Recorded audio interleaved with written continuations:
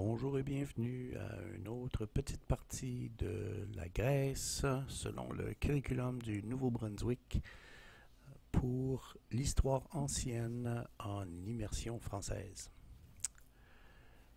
La partie aujourd'hui, la démocratie athénienne. Une des choses que les Grecs nous ont laissées, ou en tout cas Athènes, que Athènes nous a laissé plus que les Grecs en général. Donc Athènes nous a laissé l'idée de la démocratie. Bon, qu'est-ce que c'est la démocratie? C'est le fait qu'on peut choisir, on peut voter, on peut choisir nos leaders politiques. En gros, c'est ça. Si tu veux avoir une définition très très rapide, c'est ça. Donc, autour de 500, entre 500 et 300 avant Jésus-Christ, Athènes a décidé de faire quelque chose qui était pas comme d'habitude. Ils ont décidé de fonctionner différemment de ce qui avait toujours existé avant. Donc, l'ancienne civilisation grecque a premièrement aidé à l'évolution des sociétés dans différents domaines. Déjà, dans l'art, dans la philosophie, dans le théâtre, dans la science, ils avaient déjà fait énormément. Donc, si tu regardes la philosophie grecque, l'art grec, le théâtre grec, la science grecque, beaucoup de ces domaines-là, on se sert encore beaucoup de leur façon de voir et de faire dans nos choses qu'on fait aujourd'hui. Mais le plus grand cadeau, oui, que je pourrais dire, ça a été la démocratie. La démocratie, c'est vraiment eux autres qui ont commencé à penser à cette idée-là. Donc, autour de 500 ans avant Jésus-Christ, les citoyens d'Athènes ont décidé de faire qu'est-ce qu'on appelle une démocratie directe. Qu'est-ce que c'est une démocratie directe? C'est une politique où est-ce que c'est que tous les citoyens peuvent voter pour toutes les décisions du gouvernement. Bon, on s'entend ici, là. Maintenant, il faut commencer à comprendre qu'est-ce que c'est que ça veut dire. Okay? C'est quoi ça veut dire d'être un citoyen? Un citoyen, ça veut dire que tu es un homme de 18 ans et plus et que tu es né à Athènes. Donc, par exemple, si tu es une femme, oublie ça. Si tu es un ancien esclave, parce que les esclaves pouvaient s'acheter eux-mêmes pour gagner leur liberté, les esclaves n'avaient pas le droit au vote, et les métèques, ou les étrangers. Okay? Donc les métèques, c'était comme pas vraiment des barbares, parce qu'ils avaient appris la langue, ils vivaient selon l'idée des Grecs, mais ils n'avaient pas le droit de voter parce qu'ils n'étaient pas nés dans la ville de Athènes. Donc, comme tu vois, ces décisions-là des citoyens, donc des hommes nés à Athènes, ça pouvait être n'importe quoi, à partir de la réparation des routes, aller jusqu'à la déclaration de guerre. Donc, peu importe qu'est-ce qu'ils avaient à prendre comme décision, tous les citoyens pouvaient voter. Donc, juste pour te donner une idée, Athènes avait environ 40 000 citoyens, donc 40 000 hommes de plus de 18 ans nés à Athènes de parents athéniens. Donc, non seulement que tu devais être né à Athènes, mais il fallait que tes parents soient aussi nés à Athènes. Ça restreint un peu le groupe, mais au moins c'est un début de démocratie, on peut dire.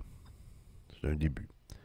Juste pour te donner une idée de la division de la société, OK? Donc, qu'est-ce que c'est qui arrivait, là, comme, c'était quoi le nombre de citoyens, etc. Donc, il y avait 40 000 citoyens, hommes grecs, nés de famille grecque, right? Ou plutôt athéniens, excuse.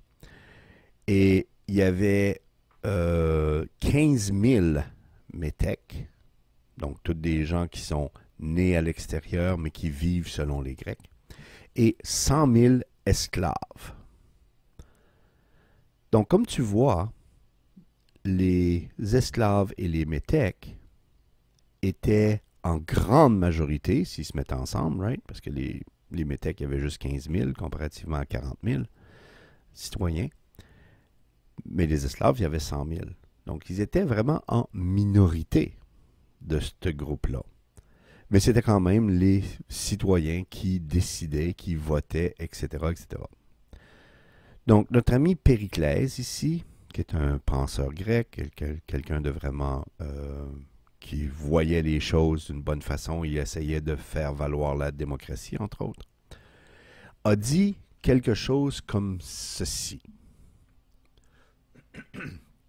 Notre Constitution est une démocratie parce que le pouvoir n'est pas dans les mains de quelques-uns, mais du plus grand nombre. Nos lois garantissent à tous la même justice.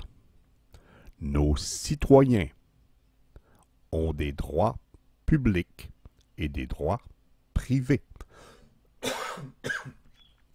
Nous différons des autres États en ce que nous ne considérons pas l'homme qui reste à l'écart de la vie publique comme un silencieux, mais comme un inutile. Hey, wow! Il était sérieux dans sa démocratie, lui. Qu'est-ce qu'il dit?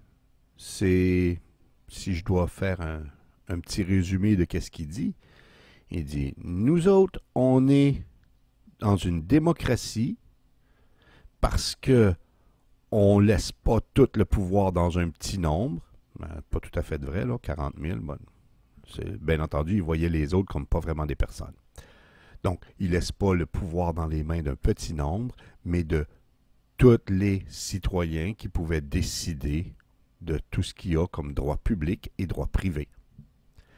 Et ils disent qu'ils sont différents des autres parce qu'ils ne voient pas la personne qui ne vote pas comme étant silencieux, mais comme quelqu'un qui était inutile.